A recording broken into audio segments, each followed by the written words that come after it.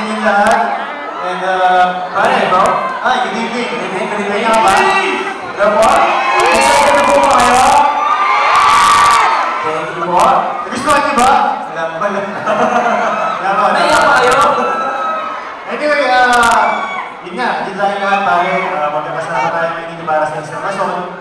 Para, from our end, para mabibigyan naman po natin sa inyo ang ating offer, ating punting alay para sa kita.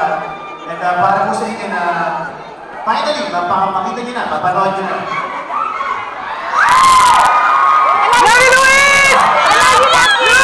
So sana magustuhan nyo para po sa inyo. Yes, once again, maraming salamat po sa lahat na nandito ngayon na ito. Maraming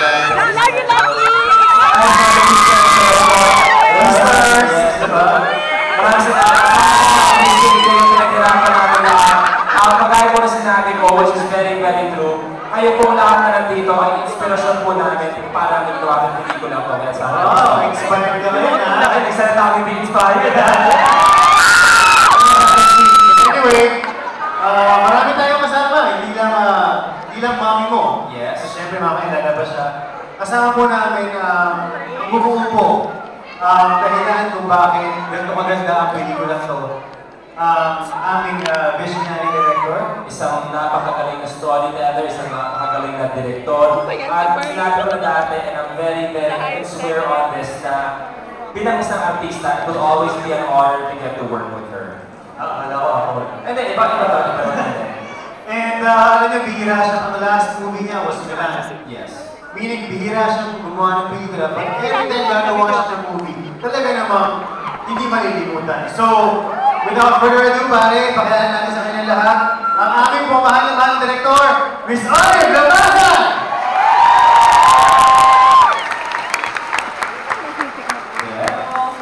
Hi, Direk! Nandito po tayo. Welcome to my show. Show namin. Magandang gabi po sa inyo lahat at maraming salamat po that you spare your time to be with us tonight. I hope you enjoyed this movie.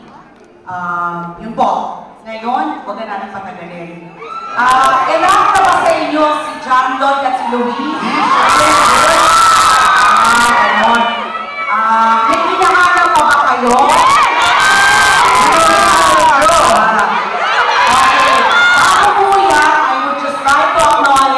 The presence of our Managing Director for Star Cinema, Ms. Manu Santos.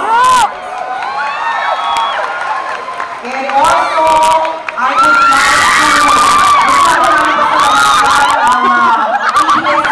Global TFC for making all this possible.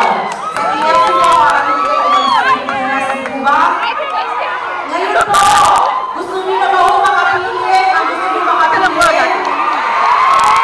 So, I have the honor of introducing a person who needs no introduction. Isang tao po na ating minamahal, na ating pumiyaan, at ating ipinagmamalaki bilang Pilipino. Ito po ay si Bibi Vilma!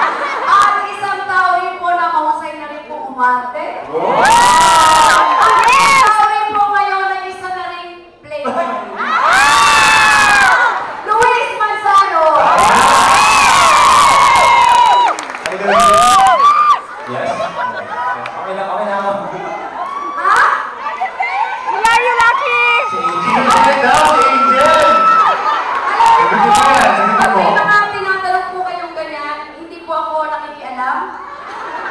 I really don't get it. Cause angel daw, anak. Kaya nga pinuha yung mic ko eh, no? And then again, to all of you, thank you so much for coming. Maraming salamat po. I think, andito rin po yung mga kasamahan ko sa industriya. Nandito yata sila, they're going to watch the movie. Thank you very much to all of you. Maraming nasa taas po. Maraming salamat po sa inyong lahat. Good. Nandito rin po ang isa pang sumusuporta sa inyo palagi. Isa rin tao mahal na mahal po ako. Good. Malaki pa ako DC, Zero Rock Record!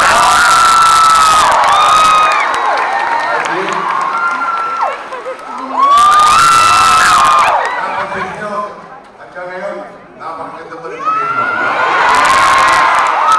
Alam mo, walang kinalaman ng Esquilon dyan. Magaling na talaga ang panalaga ng asawa. Well, thank you very much for coming over, for watching the movie tonight. I hope that all of you brought your girls. Kaya palagay ko, iiyak kayo, tatawa rin kayo. At itago ninyo lahat ng ticket ninyo.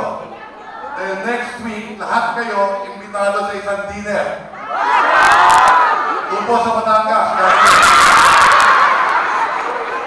So again, thank you very much. Maraming salamat po. Thank you, Ralph. Again, to all of you, maraming salamat po. Mr. Rafi Lopez, again, thank you very much for everything. Mabuhay po ang Pilipino! Maraming salamat po. Thank you po sa inyo.